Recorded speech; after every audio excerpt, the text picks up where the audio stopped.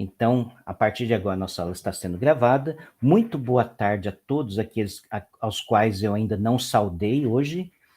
Hoje eu estou até contente, eu estava falando que eu estava meio entristecido de que os alunos tinham meio que abandonado as aulas, então hoje, assim, estou vendo que teve uma boa audiência, mas de qualquer forma, assim, vamos então hoje falar sobre um assunto. Já falamos da passagem do século XVI para o século XVII para o século XVIII. Então, o século XVIII, ele é o século, acho que, mais denso em termos de história, tanto para a questão da cultura em geral, até a questão da civilização. O século XVIII é o século da Revolução Francesa, é o século da Revolução Americana, é o século que é chamado século das luzes, porque muito da organização social e política que a gente tem hoje em dia nas democracias modernas surgiram a partir de ideias que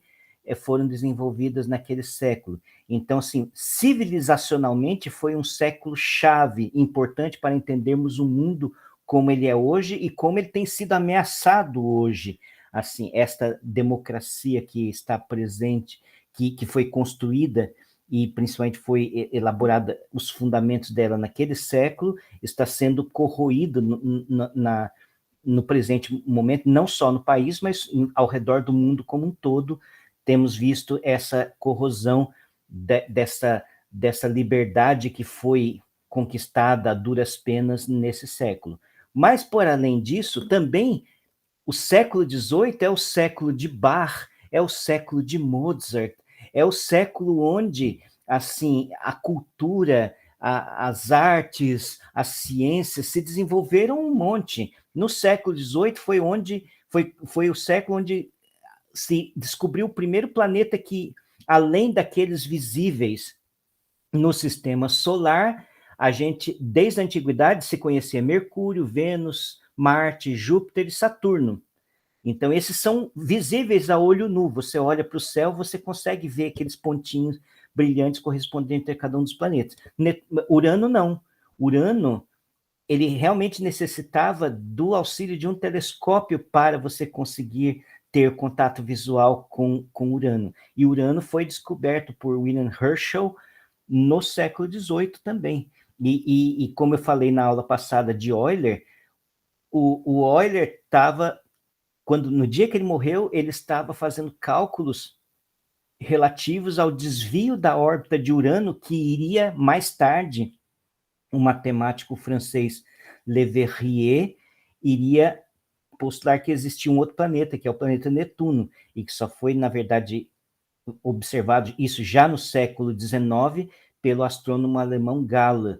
Então, esse também é um século que a nosso próprio universo, quer dizer, não o universo está sempre aí, mas nosso próprio conhecimento ao respeito do universo também expandiu.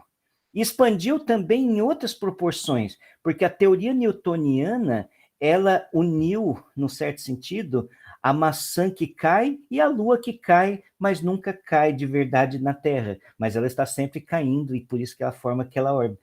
Ela cai, mas ela tem uma velocidade, então ela está caindo e está fazendo a órbita dela ao redor da Terra. Então, essa noção de que a mesma força que leva a maçã para o chão, que leva as coisas que caem para o chão, é a força que faz com que os astros, que os planetas, que os satélites ao redor dos planetas girem e efetuem suas órbitas. Isso é uma descoberta fantástica, é a união do céu com a Terra. Porque, veja só, na filosofia grega, o que você tinha? Você tinha a Terra como centro do universo, e, no certo sentido, o que era a explicação aristotélica de por que as coisas caíam? Porque as coisas tinham a tendência de buscar esse lugar, assim, a Terra era como se fosse, assim, as coisas que são da Terra, elas pertencem à Terra, então elas tendem a voltar para a Terra. Aí o fogo, ele tende a subir, ele tende a escapar da Terra, então tinha aquela coisa do fogo, da Terra, então, e a água e o ar, eles eram intermediários, então eles tinham uma certa estabilidade, assim, então era a forma aristotélica de pensar. Então, quer dizer, a própria visão de mundo, a própria física como entendemos hoje, começou nesse século. Então, esse século foi um século importante por vários motivos. E a gente falou dos Bernoulli, não sei se vocês já assistiram a minha aula sobre Bernoulli, o problema da Braxtócrona, que eu pus, tá lá no Moodle essa semana, então eu fiz uma aulinha sobre a família Bernoulli, aí tem a árvore genealógica da família Bernoulli, mas eu me concentrei em Johann Bernoulli e como que ele resolveu o problema da Braxtócrona usando ótica, um insight vindo da ótica geométrica. Então, assim, a genialidade parecia que estava permeando aquele século. Então, hoje, e a gente falou do grande Leonhard Euler, que para mim é um dos maiores matemáticos de todos os tempos, assim, não só pela genialidade, mas pelo volume, assim, o volume da obra e da relevância da obra, e ele como pessoa, né, um polímata, um poliglota, uma pessoa que tinha vários interesses, que tinha uma memória prodigiosa, que foi capaz de trabalhar quase os últimos 10 anos da sua vida completamente cego, só fazendo cálculos de cabeça.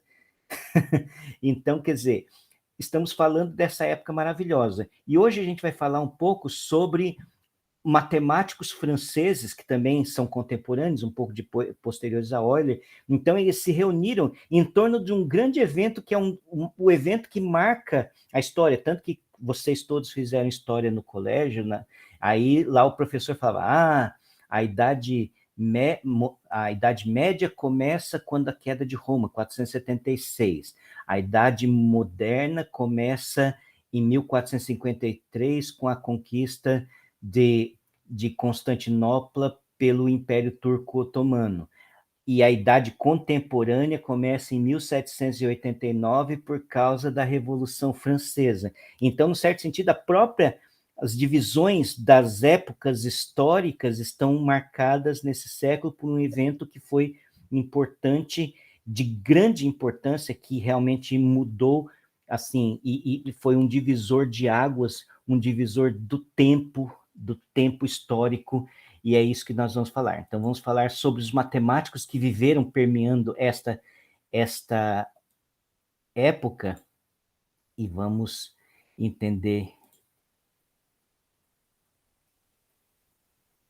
o que acontece. Então, não sei se estão vendo a telinha, todos estão acompanhando? Sim. Então, vamos lá.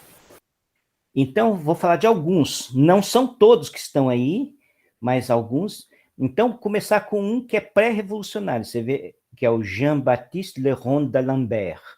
O d'Alembert, ele morreu em 1783, portanto, ele viveu todo o tempo durante o período monárquico francês. Então, mas eu acho ele relevante para a matemática, então eu pus ele também junto. Aí depois tem Joseph Louis Lagrange, que na verdade ele era Giuseppe Louis de Lagrange, porque ele nasceu em Torino, na Itália, então ele era um italiano, e aí primeiro ele migrou para Berlim, ele trabalhou um tempo em Berlim, depois que ele foi para a França, e ele se tornou um cidadão francês, e depois a gente vai contar mais histórias dele, porque, na verdade, ele estava, o período da Revolução Francesa, que basicamente é de 1789, o dia 14 de julho, com a queda da Bastilha, até o 18 de Brumário, que eu não sei exatamente qual data que é, que Napoleão Bonaparte dá um golpe de Estado e se torna o imperador, se torna o supremo líder lá, que depois ele se coroa, autocoroa imperador. Então, esse período de 10 anos, de 1889 a 1899, é o período da Revolução Francesa. Aí depois tem Marie-Jean-Antoine Nicolas de Carritat, também conhecido como Marquês de Condorcet. Então, esse a gente falou um pouquinho dele, porque ele foi quem fez a elégia de Leonhard Euler. Ele que falou aquela frase lá, Euler parou de calcular e de viver. Então, o Condorcet foi quem fez a eulogia do Euler. Aí depois, outro importante, Gaspard Monge, e também vamos falar um pouquinho sobre Pierre Simon, o Marquês de Laplace, Adrien-Marie Legendre e Jean-Baptiste Joseph Fourier. Então, nas páginas seguintes, a gente vai falar sobre esses matemáticos. Eu acho que eu só não, aqui não abri muito sobre o Condorcet, então vamos falar sobre cada um deles para dizer sua relevância em matemática. Antes de começar, eu queria dizer que, assim, quase todo esse contexto, o que está acontecendo? O cálculo já está mais ou menos estabelecido. O cálculo diferencial integral. Na verdade, o primeiro livro didático de cálculo foi feito por um francês também, que é o Marquês de L'Hôpital, o da regra de L'Hôpital lá. Ele fez o primeiro livro de cálculo, então o cálculo ele deixou de ser algo de pesquisa de ponta para se tornar ferramenta e começou a ser ensinado na universidade. Isso talvez é uma coisa interessante, porque existe, não é que dois tipos de matemática, mas existem dois momentos em que a matemática ela existe. Então, existe um momento da pesquisa matemática, quando os conceitos, como os resultados, os teoremas, eles estão ainda circulando entre grupos de pesquisa, entre aqueles que estão elaborando os resultados. Então, ele vive nos círculos acadêmicos de pesquisa, então é aquela coisa que somente meia dúzia de pessoas no mundo conhece aqueles resultados. Então, é o que acontece quando você vai, por exemplo, hoje em dia você vai num seminário, num colóquio de pesquisa, assim, nesse congresso que reúne especialistas de uma determinada área, e eles estão lá para falar sobre aquele assunto que é esotérico para a maioria das pessoas, inclusive para outros matemáticos que não estão acostumados com aquele tipo de linguagem. Então, só uma comunidade pequena, e a gente chama de comunidade, então tem a comunidade de álgebra de Hopf, tem a comunidade de teoria de categorias, então aquela comunidade que são aquele meia dúzia de iniciados que sabem fazer aquilo e que conseguem dialogar, num certo sentido, entender o que um ou outro fazem, mas dentro de uma área muito restrita, talvez naquele tempo a amplitude de cada matemático fosse um pouquinho maior, mas hoje é muito restrito, assim, quer dizer, os matemáticos se reúnem para discutir um negócio bem pontual, então aquilo faz parte do universo da pesquisa de ponta. Depois, passados talvez alguns anos, talvez décadas, existe um hiato quase que de décadas entre essa pesquisa de ponta para ela virar assunto corrente em nível educacional, mesmo que seja superior. Não estou nem falando de ir para o nível da escola básica. Isso ainda exige um outro grau de maturação que demora, às vezes, séculos para passar.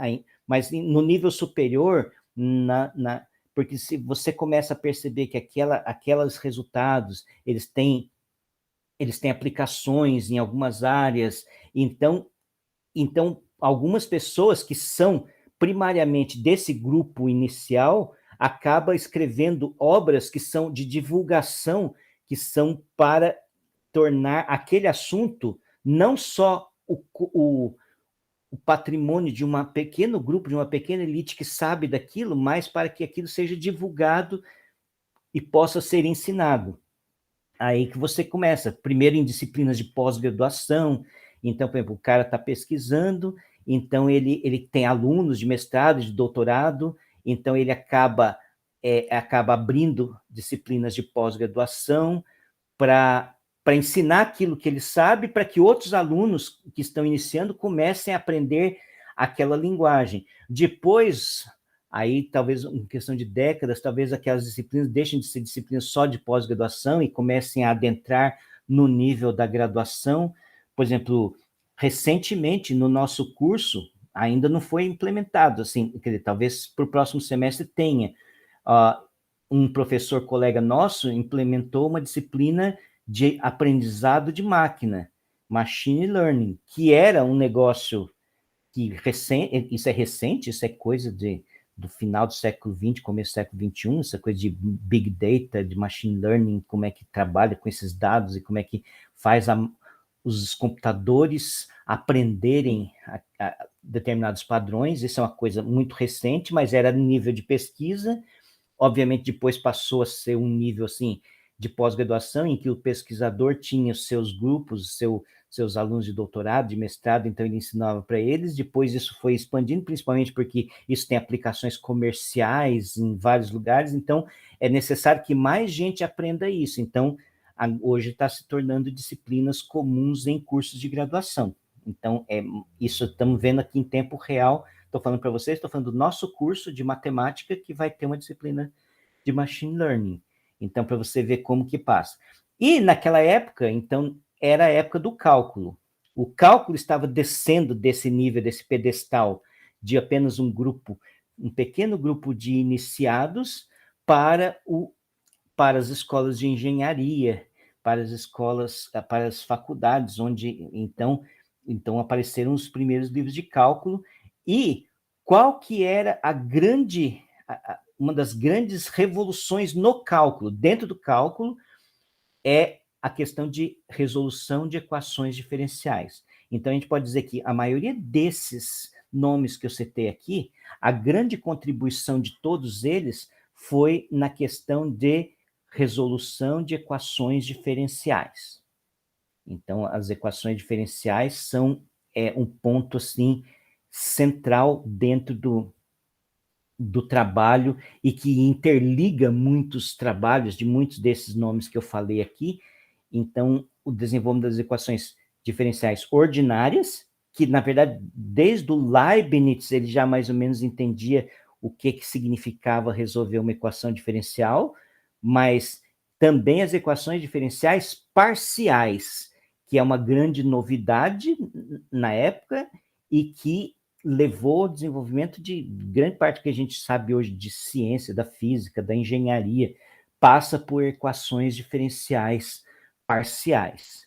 Então é disso que vamos falar. Então, essa grande burburinho intelectual no mundo da matemática passa pela resolução de equações diferenciais parciais.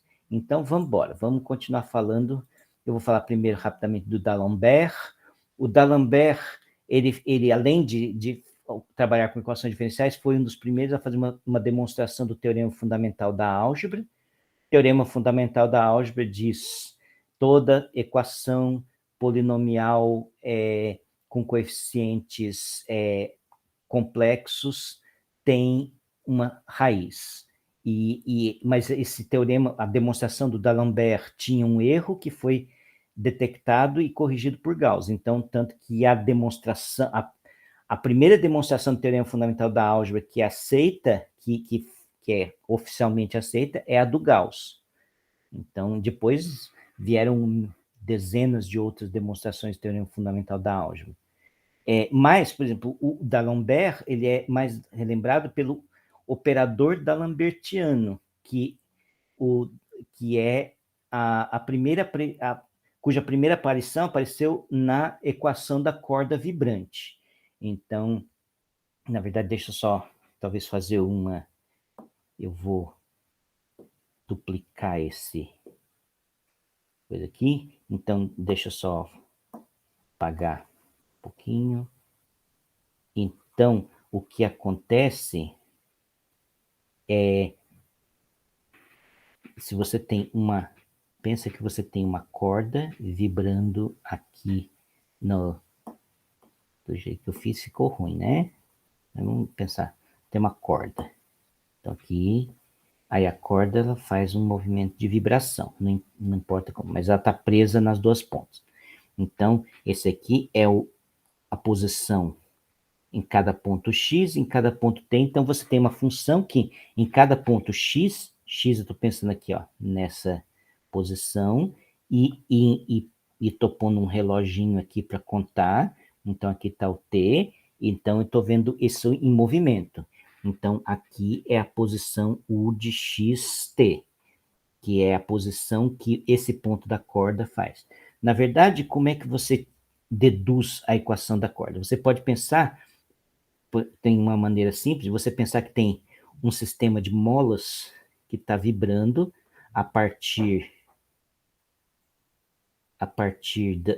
do centro. Então a mola ela é infinitesimal, mas ela move-se para cima ou para baixo, cada mola fica aqui em cada ponto, e para cima e para baixo. Você põe uma quantidade de molas, aí depois você simplesmente faz essa quantidade de molas aumentar para infinito, ficar, na verdade, um contínuo de molas, e aí, basicamente, cada ponto da corda seria a pontinha da mola, a pontinha, assim, o corpo que estava pendurado na pontinha da mola que estava vibrando, e esse, basicamente, é uma forma de você passar do discreto para o contínuo.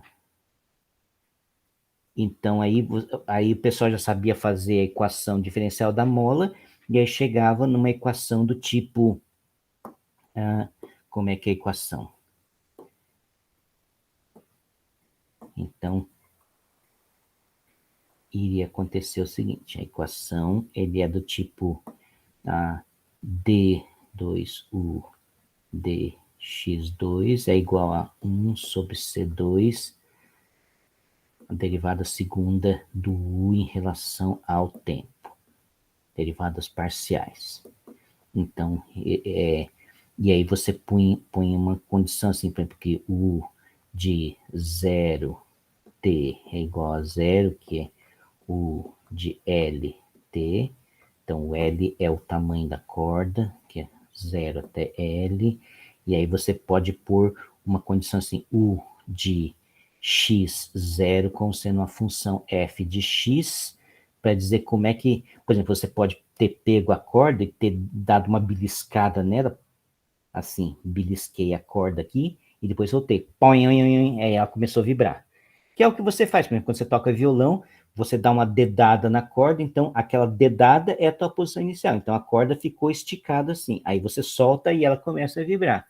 Então, como é que você resolve isso aqui?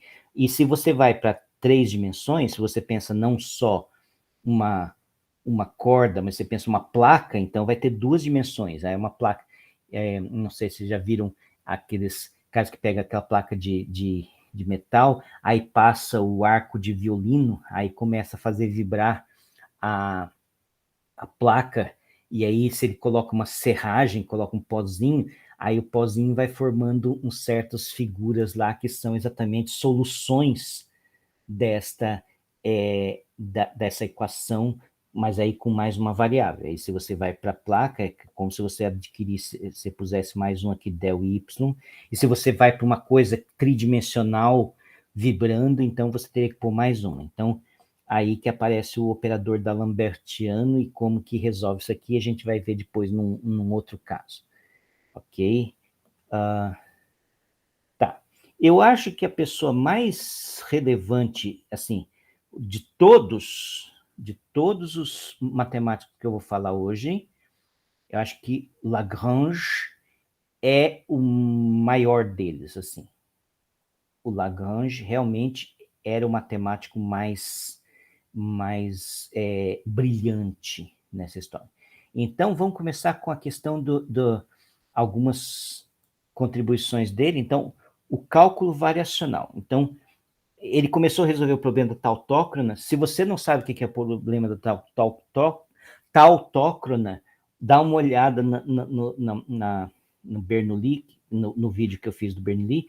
Na verdade é o seguinte, o problema da tautócrona é, se você está uma curva aqui, que vai de um ponto A até um ponto B, aí você pode soltar, vamos supor que você solta a bolinha a partir daqui. Quanto tempo ela vai demorar para chegar até aqui? Aí depois você solta, na verdade, a bolinha daqui. Será que eu quero... A tautócrona é uma curva de tal forma que não importa se eu solto daqui, ou se eu solto, sei lá, daqui, as 3 bolinhas, se eu soltar ao mesmo tempo, elas vão chegar aqui no ponto final, também ao mesmo tempo. Então, isso que é tautócrono. Então, quer saber qual o perfil dessa curva que faz com que isso aconteça. Então, isso foi um problema que ele se debruçou. Eu expliquei a curva, essa curva aqui, na verdade, vai ser um arco de cicloide também. Assim como a braquistócrona coide. Então, acho que não tem isso certo aqui. É um arco de cicloide, assim como a braquistócrona também é um arco de cicloide. Então, para resolver esse tipo de problema, então, o Euler já tinha começado com esta noção, que é o princípio variacional. Então, eu vou abrir mais uma aqui. Então, deixa eu tirar aqui, deixa eu falar o que é esse princípio de minimação. Então, na verdade, os problemas variacionais acabam sendo problemas do seguinte tipo. Você quer resolver, então você tem 2 pontos, A e B, aí você considera todas as curvas ligando A com B. Então, isso aqui são as curvas gama. Cada uma dessas curvas, e aí então, você tem um espaço de todas as curvas, vou chamar de gama de AB. Quer dizer, são todas as curvas, vamos pôr aqui no intervalo 0, 1, lá, então, você supõe que aqui é o Rn, na verdade N para eles era 3 no máximo. Então, tal forma que gama de 0 é o A, gama de 1 é o B. Então, todas as curvas possíveis. Curvas, claro, que tenham curvas de classe C. Também isso aqui é uma linguagem moderna, quer dizer, que elas são diferenciáveis e que a derivada também seja contínua. Ou talvez até você pode pedir mais, classe C2, para ficar tranquilo assim. Você pode até tirar a segunda derivada, e você tira a segunda derivada em todos os pontos, e esta função segunda derivada também é contínua. Então, vamos pensar assim, para ficar bem confortável. E aí, você tem cada gama, então cada gama, ele é cada ponto, então ele vai ter as coordenadas que eu vou chamar de Q. Então, Q1 de T até Qn de T. Na verdade, isso aqui depois a gente vai ver na mecânica que ele também fez, né, o próprio, que são as coordenadas. Então, estou pensando que você tem aqui um espaço, então tem a coordenada Q1, Q2, eu não estou pensando mais. Isso aqui nem precisa ser retinho, pode ser qualquer coisa. A gente vai ver Q3. Então você tem. Então você, a cada ponto T, você tem. Você vai dizer esse ponto gama de T aqui, quais são as coordenadas desse ponto, no sistema de coordenadas que você escrever. E você tem o vetor velocidade. Ó, aqui, homenagem ao Newton que eu tinha falado. E aqui é um lugar onde aparece essa notação aqui do Newton. Então, e aí você pode ter, além disso, então vamos mais um. Você pode ter um funcional, quer dizer, um funcional é uma função que a cada ponto, que na verdade é a cada curva, então funcional S, então S, ele está, para cada curva gama, eu estou fazendo, então, a integral. Então, veja que cada curva gama, ela tá em de 0 a 1. Então, e aí tem um integrando, que pode depender dos Qs, né? Os QIs de T, e pode depender das velocidades também, e pode depender do próprio T. E aí eu faço a integral sobre esse parâmetro T, que a gente pode pensar que é um tempo, mas esse parâmetro não necessariamente é tempo, assim, é só um parâmetro da curva. Então, isso aqui é o chamado de um funcional.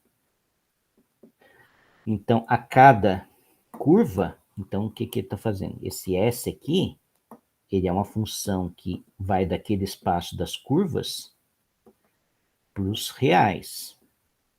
Então, a cada curva gama, ele associa o S de gama, que é uma coisa assim. Então, a pergunta que se faz, muitos problemas que apareceram naquela época são problemas desse tipo, que pergunta qual a curva gama, qual gama para que S seja mínimo.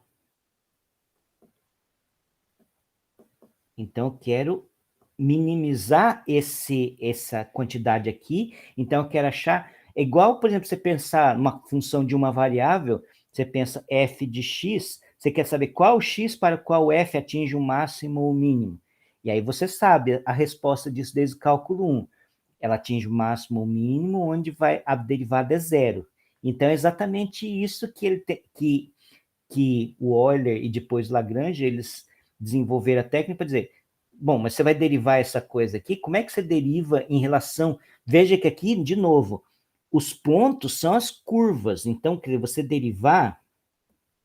Deixa eu fazer mais uma... O que eu estou fazendo derivada? Então, na verdade, eu estou pensando assim, estou fazendo uma variação infinitesimal. Por exemplo, você faz a S de gama mais um delta gama menos S de gama. Então, você vai fazer esse ds. Isso aqui é o que eles chamam de delta S. Então, é uma variação infinitesimal. Então, o que você está fazendo? Está pegando aqui o ponto A, ponto B, aqui está uma curva gama, e aí você quer, assim, pegar uma outra curva que está tão pertinho dela, assim, uma curva aqui que ela está fazendo isso aqui. Então, isso aqui, então a curva preta é a curva gama, e a curva vermelha é a curva gama mais delta gama, que também obviamente depende de T. Então, é isto que está acontecendo. Então, você está calculando aquela integral na curva vermelha menos da curva preta e está fazendo essa diferença. Então, o que vai aparecer? Vai aparecer um negócio assim. Então, deixa eu fazer, só vou fazer a conta, não vou fazer a conta, eu vou só mostrar o que sai. Esse delta S aqui vai sair uma coisa do tipo integral de 0 até 1, aí vai aparecer assim, aqui vai ter uma soma sobre todas as I de 1 até N, que são as coordenadas, então vai ter aqui a derivada parcial de L em relação a QI, menos a derivada do tempo do del L, del Q ponto I. Isso aqui vem de uma integração por partes, basicamente. E aqui você põe o delta QI. Uma soma sobre isso aqui. Esses delta QI é como se fosse a variação infinitesimal na coordenada iésima. E você integra. Então, se isso aqui é igual a zero, se esse integrando é igual a zero para qualquer variação pequena das curvas, então significa dizer que esta equação aqui, I de 1, ou melhor, para cada I, porque aqui eu tenho uma soma, e toda essa soma dá zero. Então, em particular, para cada I, vai acontecer o seguinte, del L, del QI, menos DDT, DDT, ou derivado em relação ao tempo, del L, del Q ponto I, isso aqui é zero. Então, essa aqui é a equação conhecida como equação de Euler-Lagrange. Então, assim, no nosso curso de bacharelado, ainda existe uma disciplina optativa chamada cálculo variacional, onde se estuda esse tipo de soluções, propriedades dessas coisas aqui. Então, assim, o problema da braquistócrona cai no problema desse tipo, problema de áreas, assim, o problema de Dido, aquele problema lá, você tem uma curva fechada, e aí você quer, que se chama de problema isoperimétrico, uma curva fechada, pensa que é uma cordinha. Qual é a curva que engloba a maior área? Então, isso também cai num problema desse tipo, um problema variacional. E a mecânica clássica, a mecânica newtoniana, também pode ser vista assim. Na mecânica, então, basicamente, você tem a mecânica newtoniana. Então, a mecânica newtoniana, basicamente, você tem a questão que as equações é do tipo P, I, a, quer dizer, PI ponto, quer dizer, desculpa, F era PI ponto. PI ponto era o F que dependia do QI. Na verdade, aqui tinha um problema ainda que a mecânica newtoniana aqui era totalmente cartesiana, né? A coordenada, isso aqui podia depender de QI e de T. O PI, né, quer dizer, quem que é o PI? PI é a massa vezes a velocidade. Então, se a massa não era se a massa é fixa, então PI ponto, na verdade, pode ser escrito como se massa vezes a aceleração. Então, aparecem dois pontinhos aqui. Então, é o F igual a MA, exatamente aqui. Esse é o tipo de equações diferenciais que aparecia. Enquanto na mecânica lagrangiana, então você tinha a lagrangiana, que dependia de Q ponto e T, que era a energia cinética menos a energia potencial. Então, a energia cinética, ele era da forma assim, m q i ponto ao quadrado sobre 2. Então, soma desse aqui. Então, isso é a energia cinética. E a energia potencial era uma energia que, na verdade, dependia só do Q. Então, na verdade, quer dizer, em geral, a grande parte dos problemas ele tratava assim, quer dizer, vamos chamar de problemas. Quando você está aqui, quando não depende do texto, você está chamando de um sistema autônomo. Então, o sistema autônomo é quando não depende do tempo. Então, sistemas não autônomos são um pouquinho piores. Mas, então, quando você coloca essa lagrangiana, então, isso aqui é chamada de ação, essa integral aqui, então, isso aqui é a ação. Então, basicamente, você está dizendo que as equações de movimento, elas são oriundas de um princípio de mínima ação. Então, vai satisfazer uma equação desse tipo. Então, se você coloca tudo em coordenadas cartesianas e que T e o V como sendo esse aqui, e você falar que a força é gradiente desse V, então você volta, na verdade é o menos gradiente, né? E aí você volta nesta formulação aqui, que é a formulação newtoniana. Então tem uma certa correspondência aqui, só que do lado de cá, desse lado aqui, você meio que elimina a questão de. Então, qual que é a vantagem da mecânica lagrangiana? É que você fala de coordenadas generalizadas. Então isso você apaga aqui, esses Q e esse Q ponto são coordenadas generalizadas. Então, quer dizer, não depende tão. Quer dizer, então, não você consegue enxergar um pouco mais da geometria do sistema e incorporar informações da geometria do sistema dentro da sua mecânica. Quer ver um exemplo? Vamos pegar o pêndulo, só para a gente entender o que é essa coordenada generalizada. Então, vamos lá. Pegar um pêndulo.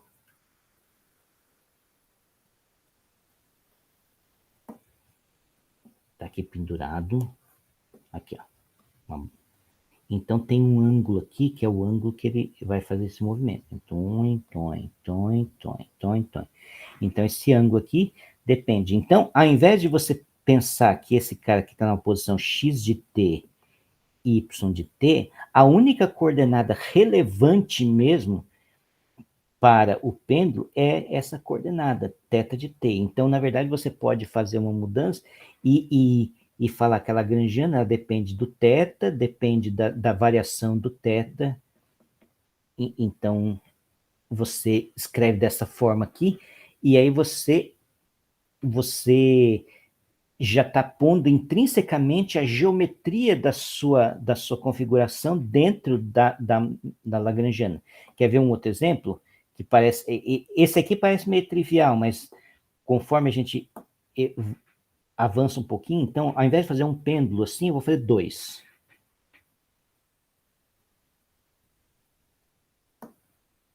Só para a gente entender a força desse negócio. Então, agora aqui, eu tenho este ângulo, θ1, e eu tenho esse ângulo, θ2. Eles são independentes. Então, essa coisa fica assim. Imagina tem uma coisa balançando assim, e essa aqui fica balançando, fica movimentando. Então, na verdade, as coordenadas generalizadas são o θ1 e θ2, e as velocidades são o θ1 ponto e o θ2 ponto. Então, então você vai descrever o sistema em termos desses ângulos. E, basicamente, é como se você dissesse que a geometria intrínseca fosse um toro. Então, você pode pensar que θ1 é um ângulo nessa direção e θ2 é um ângulo nessa direção. Então você pode pensar que esse cara aqui, ele está modelado como sendo, quer dizer, cada ponto onde esse ponto vai parar, ele pode ser pensado como sendo um toro, só que esse toro, na verdade, assim, está mergulhado no R4, né? Porque esses dois aqui são diferentes. Então, é uma das formas de entender esse problema, e aí você começa a ver mais geometricamente, e você começa a entender mais a geometria do problema, os vínculos. Espera aí, o que aconteceu aqui? O Zé. Então, boa tarde, Zé.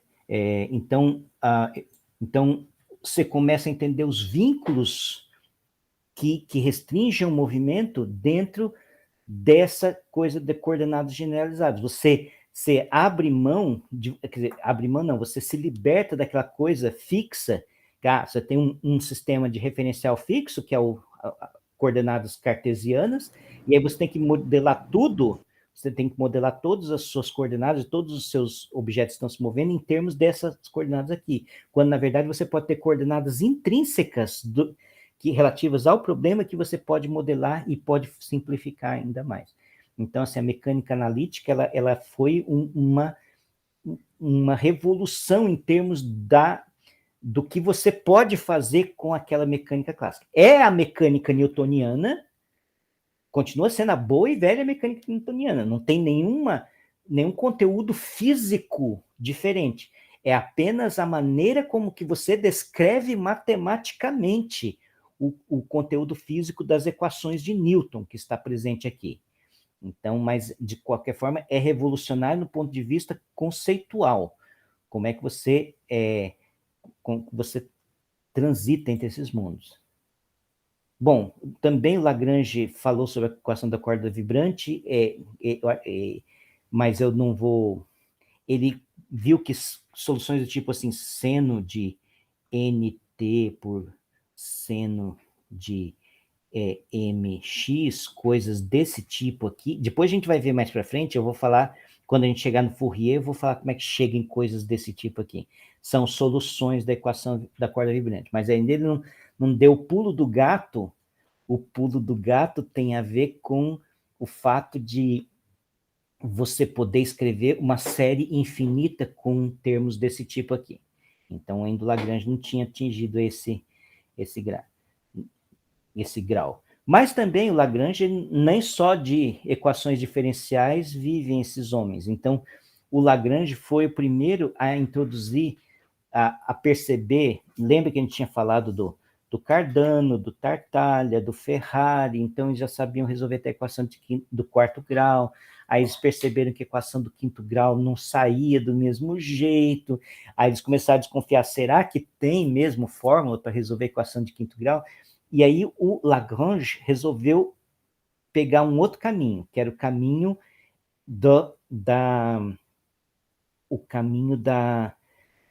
ver as simetrias se você pensa que você tem as raízes, se você permuta essas raízes, como é que fica a cara você permuta as raízes, tem que satisfazer a mesma equação, a mesma equação, mas aí os coeficientes têm a ver com polinômios simétricos em termos das raízes. Então, às vezes, se você reconhecer, tem esse polinômio aqui que é a soma de todas as raízes. Isso é um polinômio, então estou falando assim, vamos supor que você tem a raiz x1 até xn. Então, se você faz x1 mais x2 mais x3 mais xn, isso aqui você tem um polinômio S1. Aí você pode fazer o quê? x1, x2 mais x1, x3 mais todos até o xn menos 1 xn, isso aqui é o S2. Até o último, que é o produto de todos, x1 até xn. Então, isso aqui é o S3. É o SN. Então, de qualquer forma, esses caras aqui, eles sabiam que tinham a ver com os coeficientes. Então, alguns coeficientes podiam estar faltando. Por exemplo, nem toda a equação polinomial tem todos os coeficientes. Então, se alguns coeficientes estão faltando, isso significa que alguns desses aqui são zero. Então, com isso, você consegue reduzir o número de equações que você está, o número de raízes que você está procurando, porque talvez uma das raízes dependa das outras. Então, com isso, isso era uma tentativa de ver se você conhecesse todas as permutações das raízes, se isso poderia dar alguma informação a respeito das próprias raízes. Então, esse foi o primeiro passo na direção da formulação da teoria de Galois. O Galois é muito devedor ao Lagrange por essa teoria. Então, basicamente, a primeira noção de grupo, uma noção proto-noção de grupo, porque, na verdade, grupo, para o Lagrange, era o conjunto das permutações. Mesmo a palavra conjunto não estava ainda bem estabelecido, o que era um conjunto, mas, assim, você pegava todas as permutações possíveis de N raízes, então você via que você podia compor elas e elas continuavam sendo uma permutação. Então, esse tipo de coisa apareceu com Lagrange.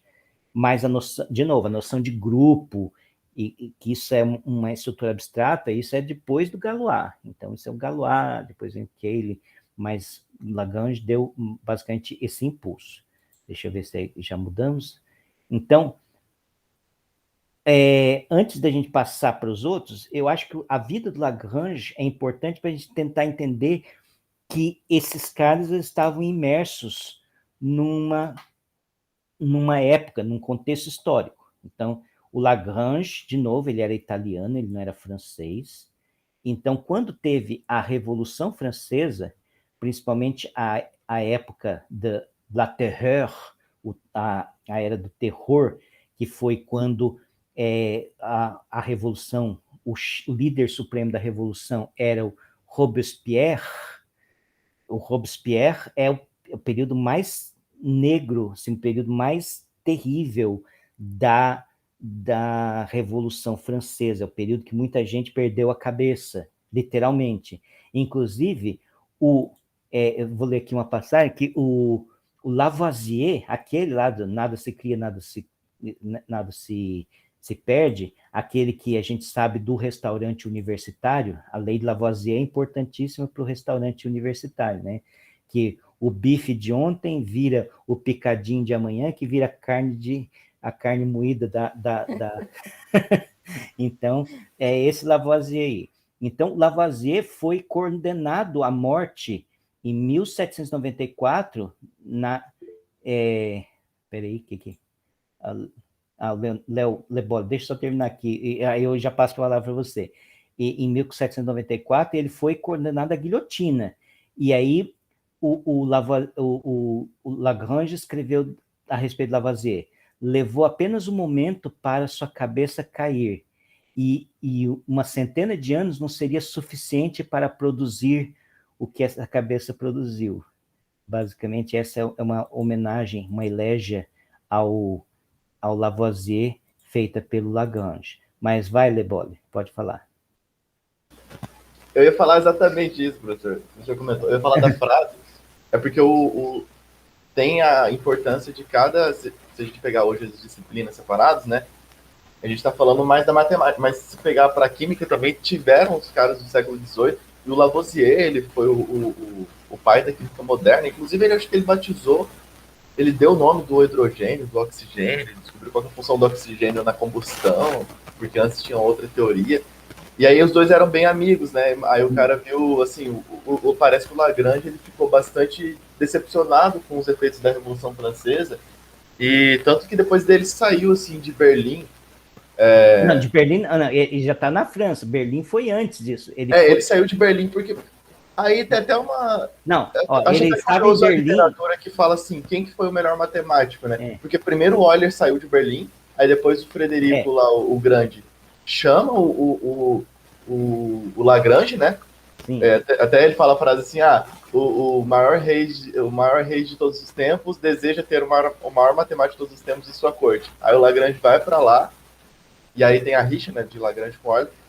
E aí depois ele fica totalmente... Depois ele vai para... Né, eu voltei no tempo para agora. Paris, E aí ele fica totalmente desgostado com os efeitos. Aí ele vê o amigo dele lá e ele fala essa frase. Daí tem até uma comparação que a literatura faz com os músicos, né? Porque é difícil você ter, por exemplo, um intérprete e um compositor. Geralmente música é uma coisa ou outra. E aí para um matemático é muito complicado ter, por exemplo... um matemático formal, que o Euler era considerado formal, e um criador de teorias brilhantes. Aí, nesse sentido, a comparação que uma vez eu li é que o Euler seria para um matemático formal, isso, no caso da música, ele seria um Hertz da vida, e o Lagrange, o Gauss, seriam um Johann Sebastian Bach. Achei bem legal. Eu já tendo a discordar, porque quem eu compararia em matemática com o Bach... estão me ouvindo? Sim, sim. Então, sim. Quem eu compararia com o Bach em termos matemáticos é exatamente o Euler, pelo volume de produção e pela originalidade. Ele tinha originalidade também. O Euler não era assim... A gente falou sobre o Euler na semana passada, a gente vê a produção dele, que não era só também algo assim, perfunctório, né? Mas era também assim de criação. Então, assim, eu acho que quem eu compararia com o Bach seria o Euler, não o Lagrange. Muito embora eu reconheça a genialidade do Lagrange. O Lagrange era realmente genial e a gente viu pela extensão da sua criação.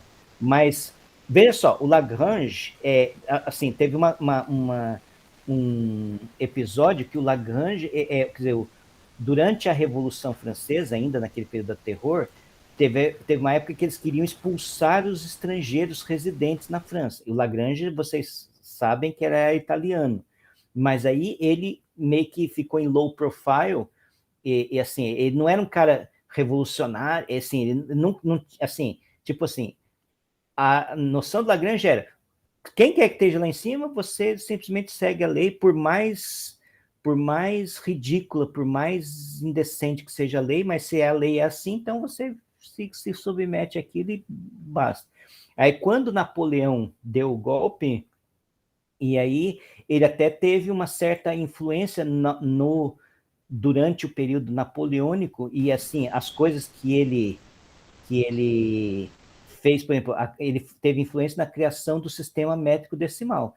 Graças a Deus. Imagina se a gente ainda até hoje estivesse usando milhas e galões, que só os Estados Unidos que usa essa porcaria de sistema de medidas, né? Então, ainda bem que temos o sistema métrico decimal, e o Lagrange foi um dos responsáveis pela criação do sistema métrico decimal. Assim como também a École Polytechnique e a École Normale Supérieure. Assim, Paris tinha, a Universidade de Paris já existia desde a Idade Média. Então, não é que essas não eram universidades. As écoles eram, assim, tipo, centros de excelência. Então, assim, quer dizer, você podia estudar na Sorbonne, na Universidade de Paris, mas ali não, ali eram escolas. A École Polytechnique tinha um caráter militar, então era para formar militares. O Lagrange, inclusive, era professor de escola militar, né? Então, sim, então, a École Polytechnique, ela é militar. A École Polytechnique de Paris, ela tinha então essa coisa, que militar tem que ser bom de matemática, de engenharia, então eles formam lá caras de excelência, e aí os professores também são de excelência. A École Normale Supérieure, ela não tinha o caráter militar, mas ela tinha esse caráter de formar uma turma, uma elite intelectual, científica para a França. Então, Napoleão, a gente pode falar mal do Napoleão que for, era um ditador, era assim, tinha essa sanha imperialista, expansionista, era um cara que era um ego centralizado, profundo, mas ele tinha uma noção muito clara de que o que iria fazer o país dele avançar e se tornar proeminente no mundo era criar um sistema educacional e para criar uma elite que fosse uma elite boa no sentido de matemática, de física, de ciências, para que, assim, isso é o que ia produzir a proeminência da França no cenário internacional, mais do que as armas. Quer dizer, claro que ele também pensava assim, em termos de armas, de conquistar, mas o que iria sobreviver, o que iria fazer com que essa conquista subsistisse era exatamente a qualidade dessa elite militar e científica dos franceses em relação aos outros povos ao seu redor.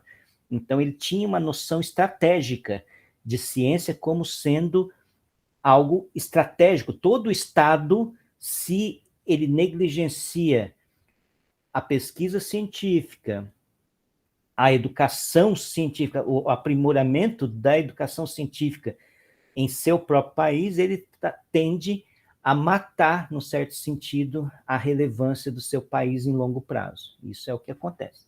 Então, nem precisa falar que estamos num país que está fadado, no certo sentido, a sofrer ainda muito, porque exatamente as políticas públicas de ciência e tecnologia nunca foram valorizados. Não é só esse governo.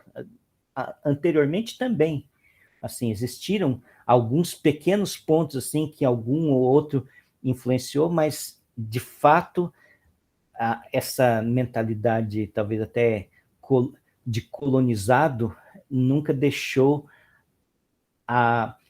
assim que existisse uma elite científica de grande porte aqui no nosso país. E isto é o que o Lagrange fez. Então, veja que de todos que eu vou falar, todos eles tiveram, ou eles, por exemplo, o Lagrange ele teve sorte de, como ele ficou em low profile durante a época da perseguição, depois ele conseguiu até ter um cargo de proeminência dentro do status do Estado francês. E ele por exemplo, aqui é o túmulo de Lagrange no Panthéon, em Paris. Então, ele está enterrado junto com, ele é considerado um dos heróis da pátria francesa. E também, seu nome está lá, não só ele, outros que eu vou falar aqui também tem seu nome lá na Torre Eiffel. Isso aqui é um pedacinho, um detalhezinho da Torre Eiffel, lá de Paris, e tem o nome dos grandes franceses que contribuíram para o desenvolvimento do país, e o Lagrange está lá figurando entre os heróis, aqueles que fizeram a grandeza da nação francesa. Então, só para dizer que o Lagrange foi uma pessoa que acabou tendo sorte de não ser engolido pelo sistema. Quer dizer, outros não tiveram tanta sorte. O Gaspard Monge foi preso, Condorcet tiveram vários que foram presos durante o período da Revolução Francesa. Então, isso é coisas que ocorreram. Bom, então, mas falando um pouquinho da matemática, alguém quer falar alguma coisa? O diferencial de país sério, as elites possuem um projeto de nação digna. Isso aí mesmo, Zé. Então, eu queria voltar só na matemática, não sei se ficou claro, assim, porque eu sei que daqui para frente vai acontecer muito isso. A matemática agora já está descolando um pouco da realidade, assim, das disciplinas que vocês fizeram. Claro que muitos já estão no bacharelado, já fizeram um monte de disciplinas, então sabem algumas coisas, mas até então, até as aulas anteriores, todo mundo entendia tudo, porque era coisa assim que era quase que que hoje é considerado matemática elementar. Todo mundo consegue fazer um curso bom de história da matemática grega, por exemplo, porque todo mundo sabe aquelas coisas, sabe fazer construções geométricas, sabe alguns resultados básicos de geometria, então consegue pelo menos navegar nos resultados. Daqui para frente, cada vez vai ficar pior, vai acontecer de a gente estar falando de uma matemática que já não é tão familiar a todos os ouvintes aqui, todos os presentes, nem todo mundo viu as coisas do jeito que está. Então, por isso que é importante que a gente gaste um tempo aqui, talvez até para assim, professor, não entendi nada daquele ponto lá, pode retomar, que eu gostaria que... Lebole, pode levantar a mão de novo. É mais uma curiosidade que eu lembrei aqui. O Lagrange, inclusive, teve uma influência na álgebra. Eu, se não me engano, o Galois, ele usou... Tem um teorema na álgebra, né, que é o teorema de Lagrange, que fala sobre a ordem do subgrupo do grupo finito, de pedir a ordem do grupo. Né? Então, é o que eu estava falando aqui, ó. Eu falei sobre... Aqui, ó, o estudo da simetria das... Não sei se você... Não, aí eu ia comentar que, a partir disso, né, o Napoleão, só para findar a história, né, o Napoleão, ele comentou que o Lagrange seria a mais alta das pirâmides da matemática. Oi, Leborgo, tem algum problema seu com o seu microfone? Tá muito... Tô ouvindo melhor? Nossa! Dá água pro vinho. Oi?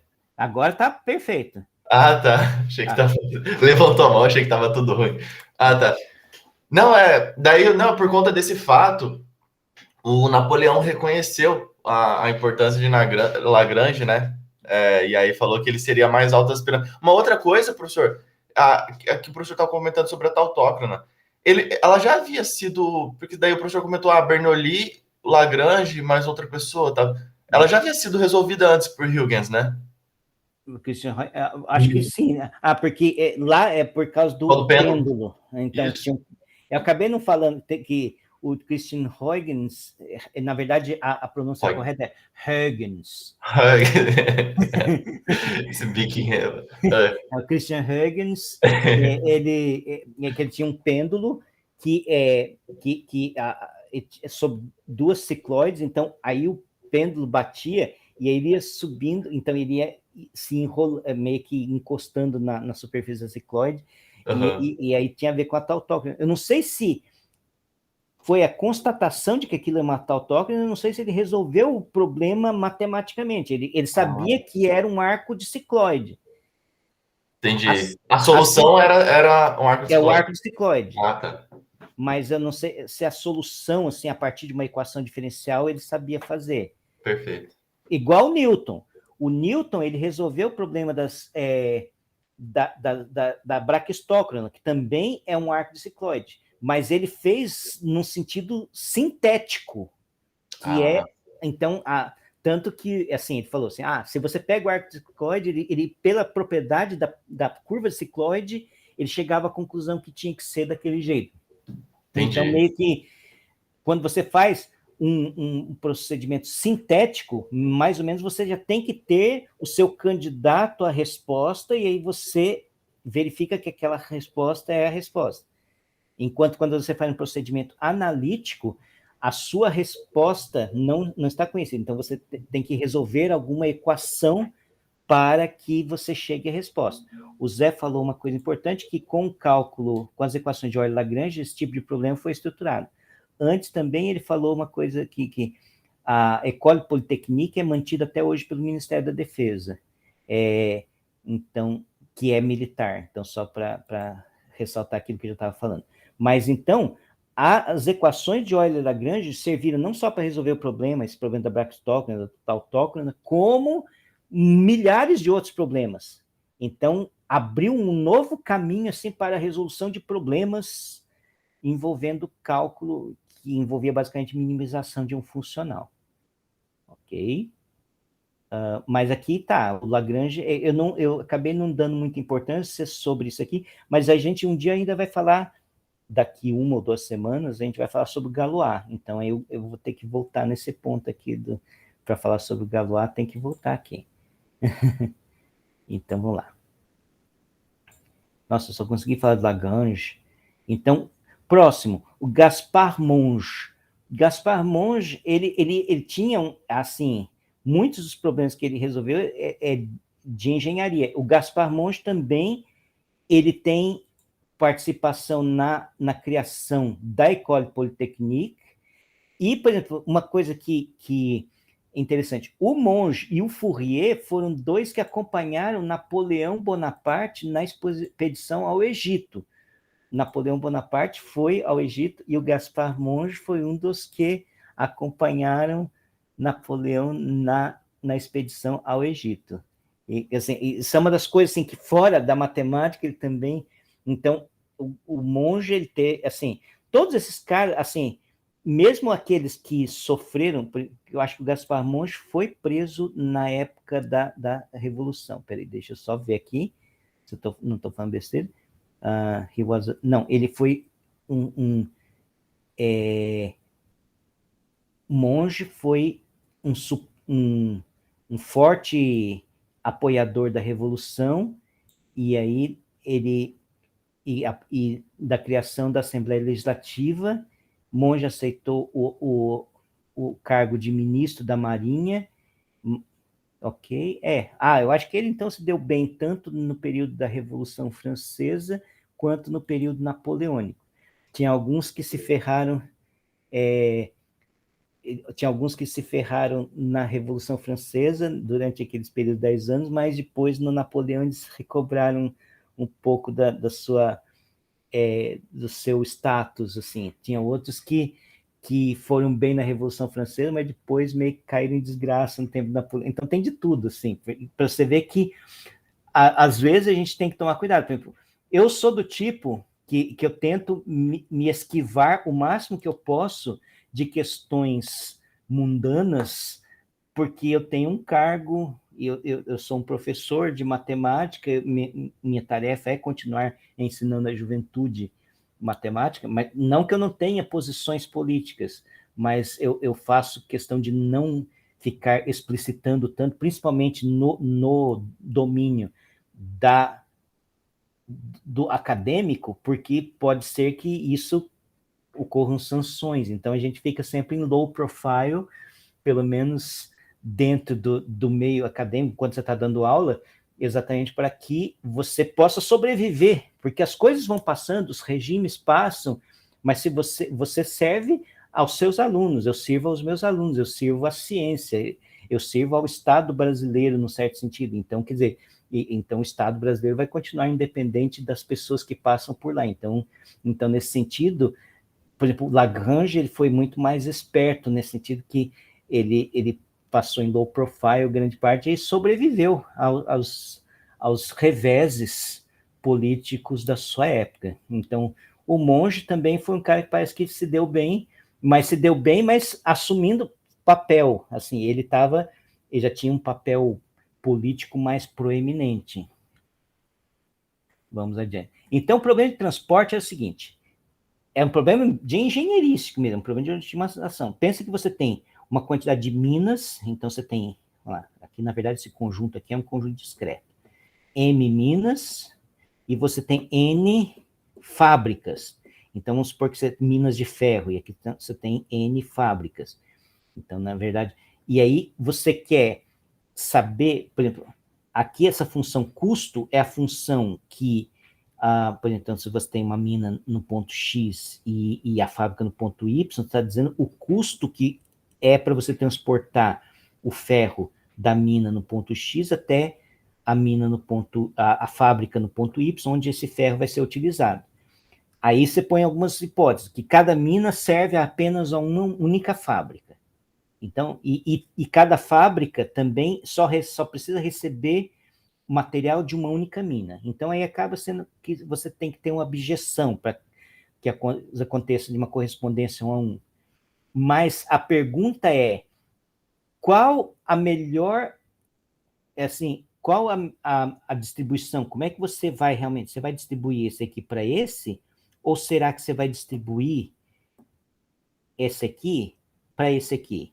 Então, você pode fazer várias tentativas de como que você vai associar cada mina a cada fábrica, e você vai calcular o custo total dessa operação.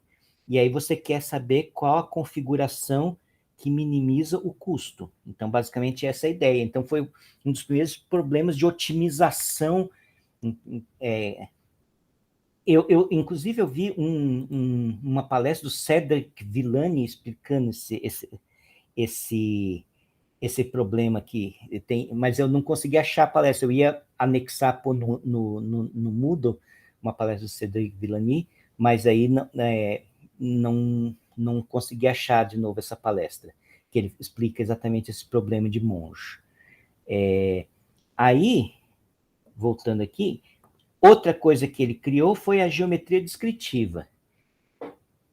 Até algum tempo atrás, no nosso curso de licenciatura, tinha uma disciplina de geometria descritiva. Graças a Deus, a gente tirou, porque eram, assim, os alunos não, assim, ficavam lá aprendendo aquelas regras, tem que rebater aqui, a épura, não sei. Então, é aquele negócio que, no final, era uma coisa vazia para o resto da formação do professor de matemática. Isso aqui é importante para engenheiro, sim, porque você tem que, você quer uma peça tridimensional, você quer ver as projeções, como é que você projeta, mas atualmente isso aqui vai cair, já caiu, vai cair cada vez mais em desuso por causa dos softwares de desenho tridimensional. Hoje você consegue projetar uma peça no computador e consegue rodar ela, consegue ver ela em todas as dimensões. Então, a priori, você não precisa mais de geometria descritiva para você imaginar uma peça tridimensional, vendo como é que ele faz as projeções nos respectivos planos, né? Então, num certo sentido, a geometria, mas certamente foi uma ferramenta útil por muitas décadas, até meados do século XX, assim, até o final do século XX, porque até, sei lá, década de 80, começaram a aparecer os CAD, né? Os CAD, aqueles Computer Aided Design, que são os programas que fazem essas coisas tridimensionais. Você pode rodar, você pode ver por dentro, pode abrir, pode ver o interior do negócio, pode fazer cortes, seções e projeções, tudo automaticamente.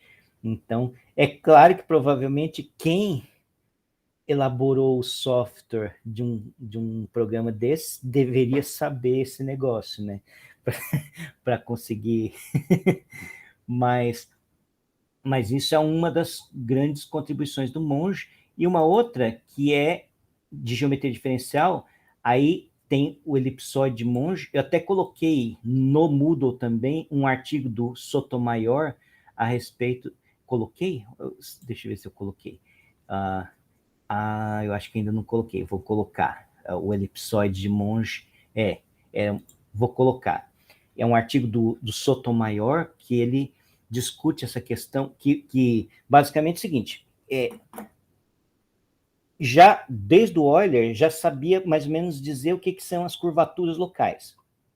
Pensa uma superfície, vai lá, vou parar de falar com as mãos e vou falar com desenhos.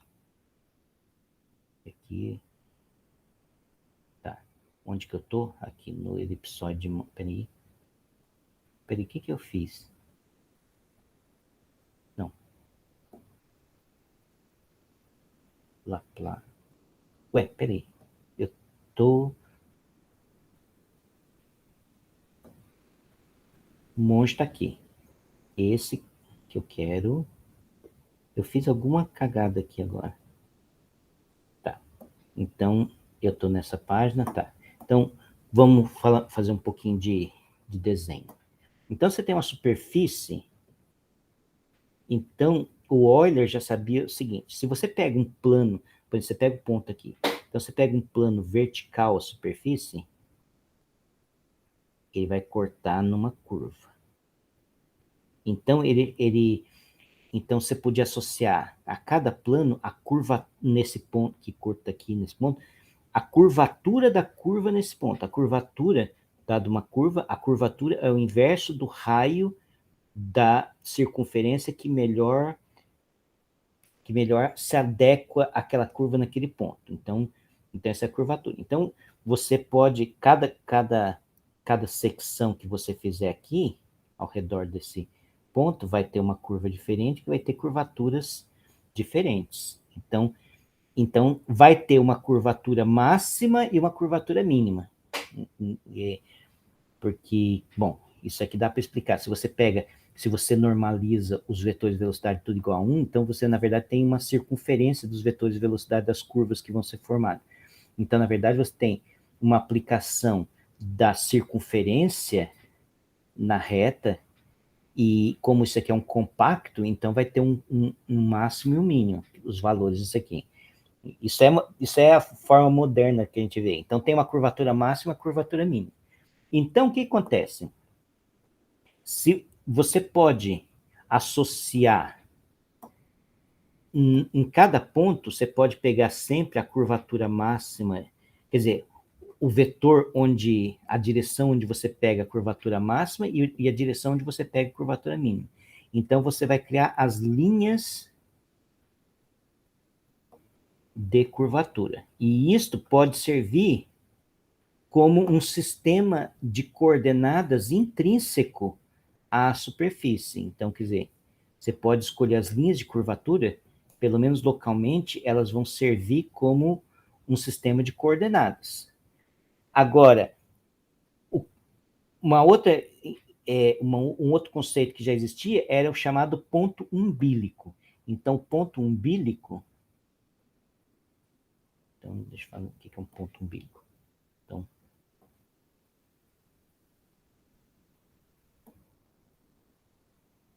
ponto umbilical é um ponto onde a curvatura das duas linhas de curvatura principais são iguais. Então, numa esfera, todos os pontos são umbílicos.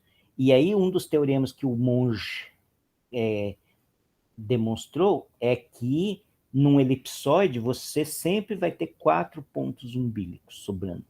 Então, isso é um dos teoremas do Monge. E aí, esse resultado tem consequências tanto para sistemas dinâmicos quanto para geometria diferencial, que é o artigo do Sotomayor. Vale a pena. Eu vou pôr aqui eu voltei no Lagrange, acho que isso que estava falando que deu um pau aqui. Então, eu vou pôr esse artigo do Sotomayor sobre o elipsoide de Monge. Aí, por exemplo, o Laplace. Laplace, ele é mais conhecido na física, assim, ele tem várias coisas, por exemplo, uma equação dinâmica da marés. Ele foi um dos primeiros também a tentar entender essa coisa da dinâmica dos corpos esféricos em movimento, e aí surgiu os harmônicos esféricos. Harmônicos esféricos é uma coisa interessante, porque eles dependem dos polinômios.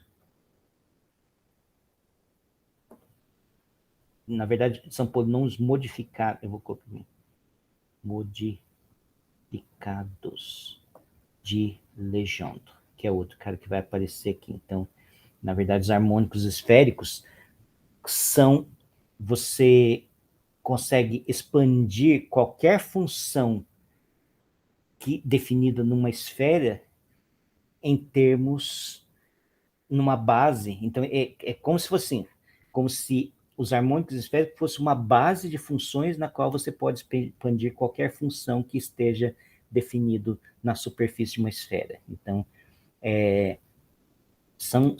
tem uma expressão complicada, mas forma uma base de Hilbert, certo? Do espaço de Hilbert das funções de quadrado integrável na esfera. E, por exemplo, representações de álgebras de Lie também são importantes. Na mecânica quântica, no problema de momento angular da mecânica quântica, também aparecem esses tais harmônicos esféricos. Então, assim, são funções muito relevantes para o estudo de várias coisas. Eu acho que é um dos pontos altos, e é um dos pontos assim, que meio que se perdeu assim, no ensino dos cursos de matemática. Dificilmente o aluno de matemática vai ter contato com um tópico matemático chamado funções especiais.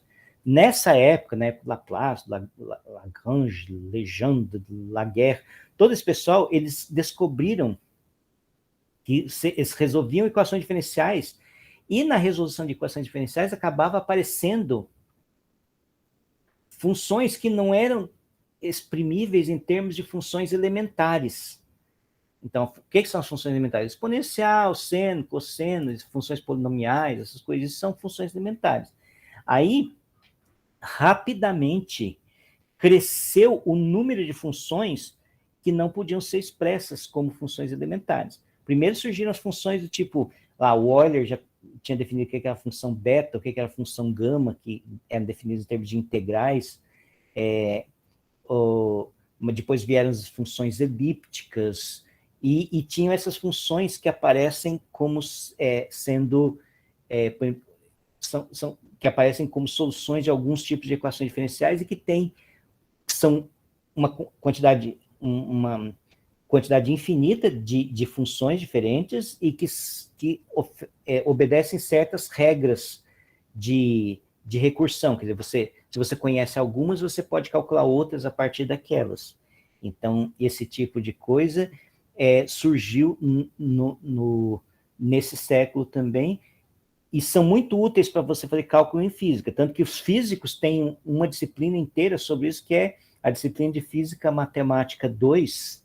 Então, os físicos, eu sou físico, formado em física, então tive uma disciplina inteira que era só de funções de polinômio de Legendre, polinômio de Hermite, funções de Bessel, todas essas um zilhão de coisas, de funções que, em geral, os estudantes de matemática acabam ignorando durante toda a sua formação da graduação e muito mais da pós, porque, na verdade, hoje em dia, para que serve? Se você vai resolver equações diferenciais, você acaba batendo com um desses bichos por aí.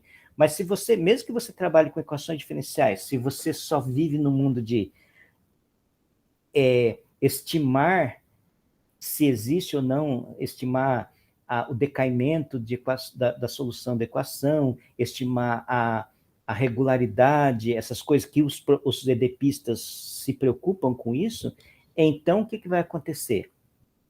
Esse problema continua, num certo sentido, quer dizer, desconhecido dos matemáticos, porque mesmo matemáticos de EDP acabam não utilizando essas soluções, porque eles não estão interessados mais nas soluções explícitas, e sim a estimativa de regularidade, de decaimento. Isso aqui são os problemas atuais de quem trabalha com EDP. Só para dizer assim que é uma pena, porque são coisas lindas que apareceram na matemática naquela época e que meio que estão fora de moda, assim, tanto no ponto de vista educacional e tanto mais do ponto de vista de pesquisa em matemática mesmo, que já são old stuff, né?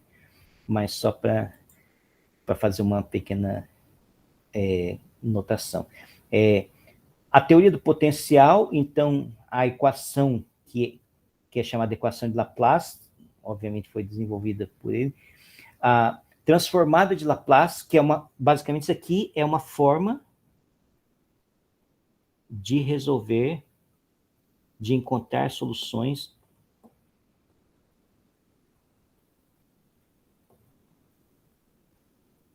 de equações diferenciais. A transformada de Laplace, ela tem uma característica, ela transforma derivada em multiplicação por uma variável. Então, ela transforma basicamente uma equação diferencial, pelo menos as lineares, em uma equação polinomial.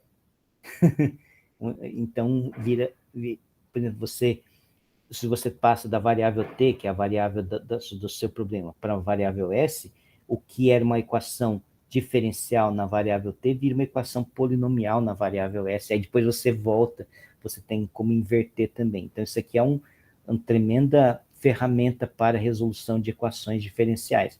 Você basicamente está trabalhando como se você tivesse dois espaços de funções que são duais entre si. Então, você está jogando para um espaço vetorial dual.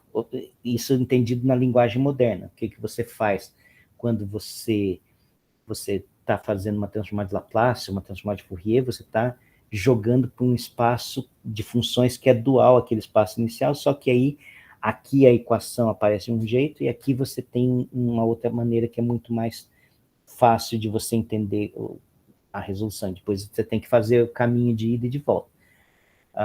Vou precisar ser um pouquinho antes, mas muito obrigado. Obrigado. Então, tá, nós já estamos quase no final, então acho que eu só vou conseguir falar da Laplace, eu vou deixar o Fourier, então, para a aula que vem, porque o Fourier, a gente tem que entender claramente o que o Fourier fez. Mas vamos, então, adiante no Laplace. Então, outra coisa que ele trabalhou foi a teoria analítica de probabilidades, e grande parte da obra do Laplace é de mecânica celeste. Então, aqui foi um dos primeiros a estudar a estabilidade do sistema solar.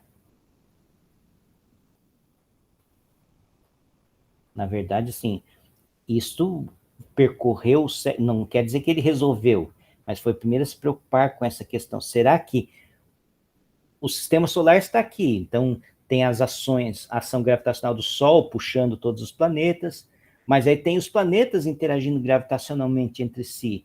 Será que isso pode provocar de tal forma que as órbitas acabem se confundindo, porque há várias atrações, então Júpiter atrai a Terra, Marte atrai a Terra, Vênus e a Terra também se atraem mutuamente, então todas essas interações gravitacionais, será que podem levar ao momento em que algum desses planetas simplesmente vai sair, escapar pelo espaço afora e nunca mais vai voltar a dar uma órbita fechada? Então, esse era um dos problemas.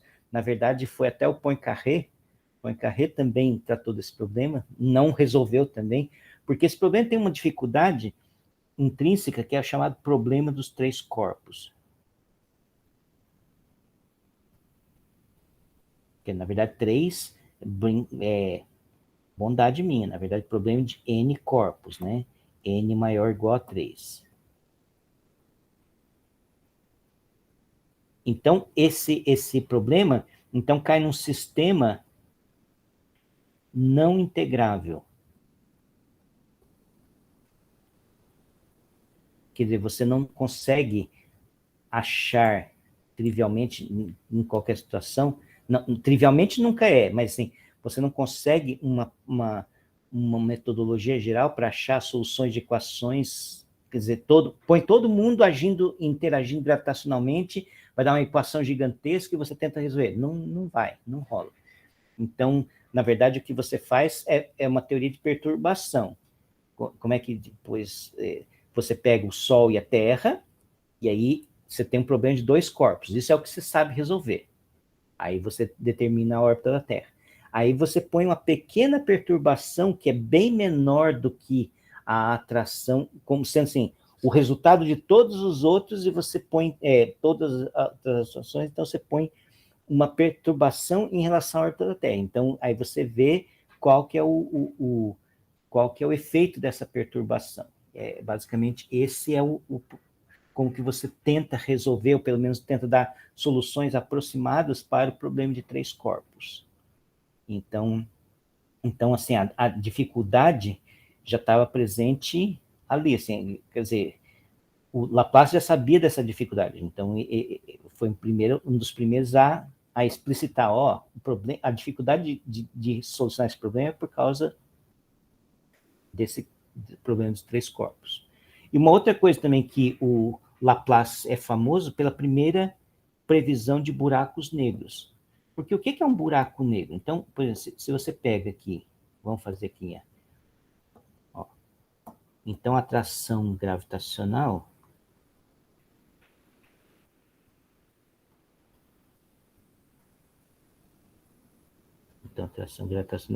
então você tem a força, que é igual a M, massa vezes a massa, vezes o G, que sobre R ao quadrado, a distância ao quadrado. Então, vamos supor que você esteja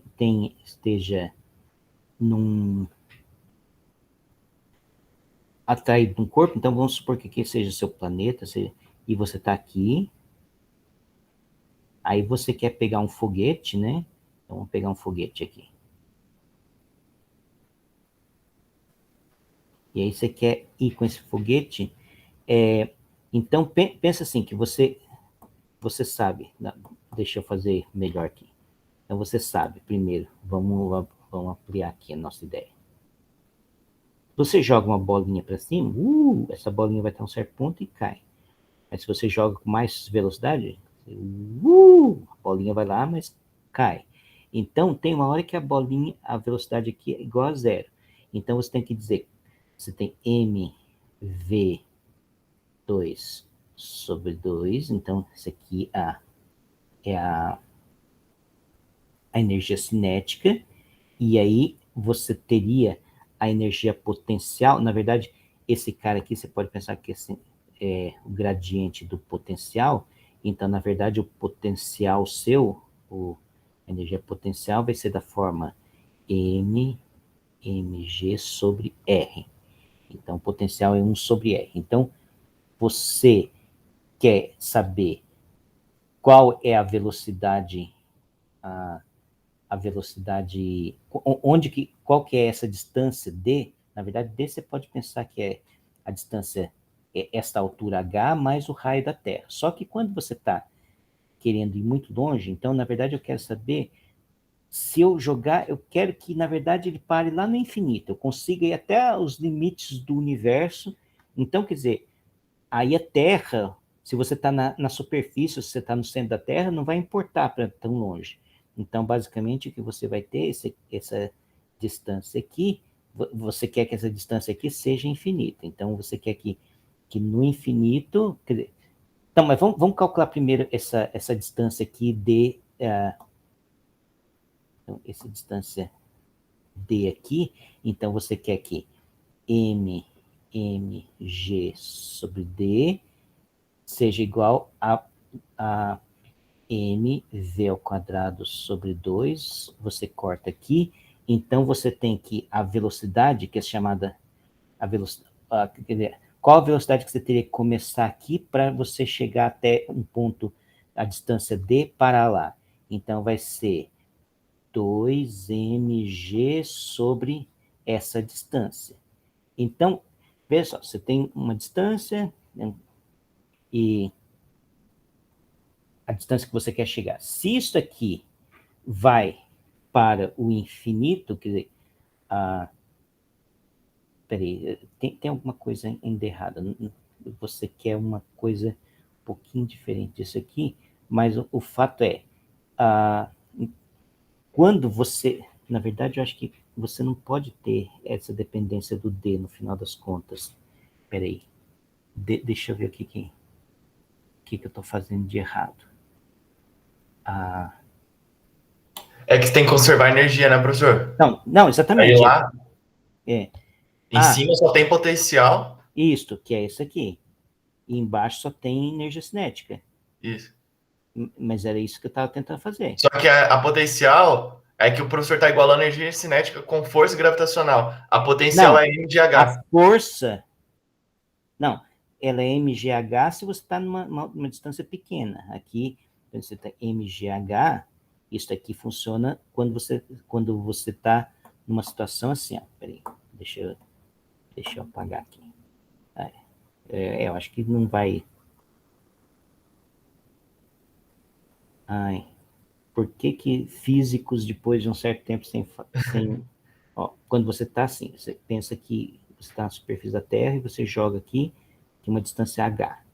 Então, a aceleração da gravidade é sempre a mesma. Então aqui você tem mgh, e aqui você tem mv ao quadrado sobre 2, e você faz essa conta aqui, o v vai ser 2gh. É isso que você... Agora, aqui é diferente. Se você joga muito alto... Agora, então vamos para uma segunda situação. Agora vamos pegar aqui. Se você joga muito alto, então você está vendo a coisa daqui.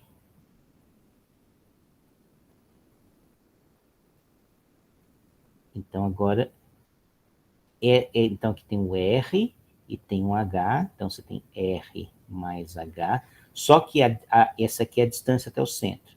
Só que aqui, esse potencial, então, ele vai ser igual a essa velocidade. Então, mv2 sobre 2. Só que aqui já não é mais o Gzinho que está aqui, por exemplo, o G que estava aqui, é diferente de um G, é um Gtil que está aqui, que é muito menor. Esse Gtil é muito menor que G. E esse Gtil aqui, ele é emão G sobre essa distância aqui, que é o R, da Terra mais esse H. Esse é o G. Então, na verdade, você poderia pensar que, tá, eu acho que é isso que eu estou fazendo de errado, que quando você está fazendo, então, vamos pensar que é o M, G til, H igual ao M, V2 sobre 2. Então, esse M cancela. Então, agora, vamos pensar que o H é aproximadamente igual a R mais H, porque você, quando isso aqui fica muito distante, então é como se a Terra ficasse um pontinho. Então você nem tá, R mais H e o H é a mesma coisa. Então você vai fazer G, M, H sobre H, e esse aqui é V2 sobre 2. Então a velocidade é 2GM. Essa é a velocidade de escape. Quer dizer, uma vez que você fez isso aqui, não importa qual H que seja, você está dizendo assim, quando eu parei lá no infinito, então aqui é a velocidade igual a zero, então qual a velocidade que eu tenho que mandar o corpo aqui? Então é essa aqui, 2GM. Então vamos analisar essa fórmula aqui só um pouquinho, só para a gente entender.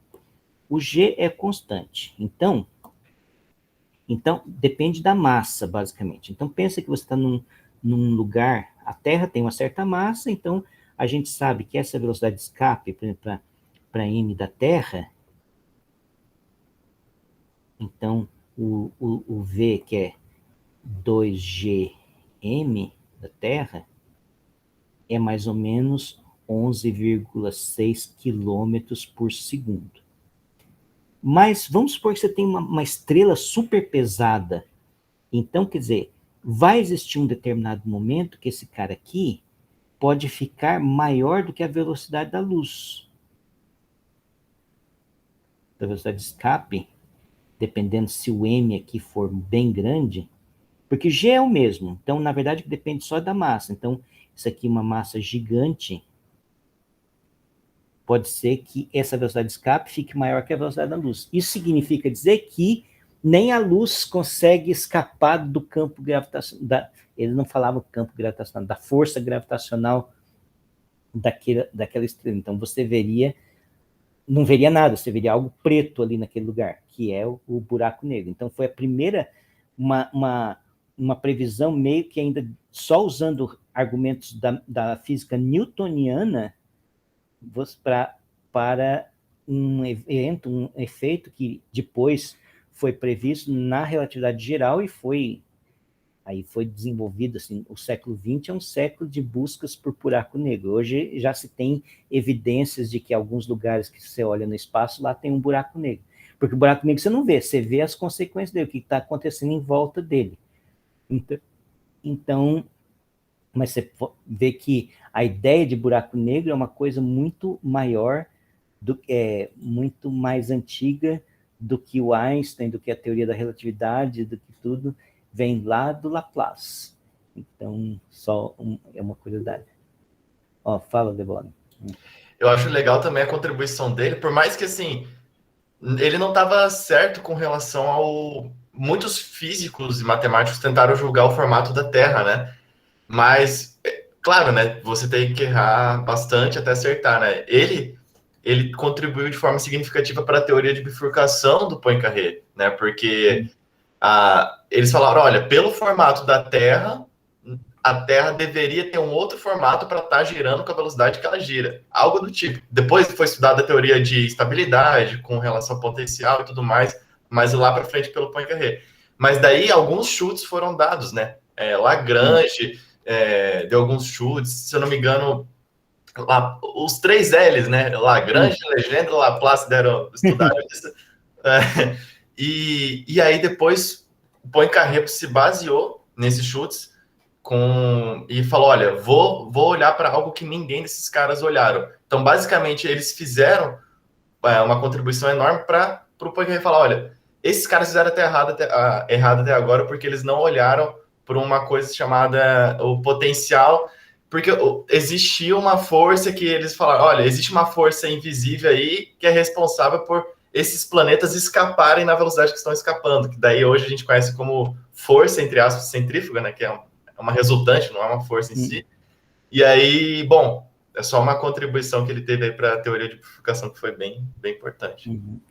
Então, assim, a gente ainda não falamos Legendre, né, que ficou para a próxima, e Fourier. Deixa eu só, então, interromper a nossa gravação, porque efetivamente já passamos do horário,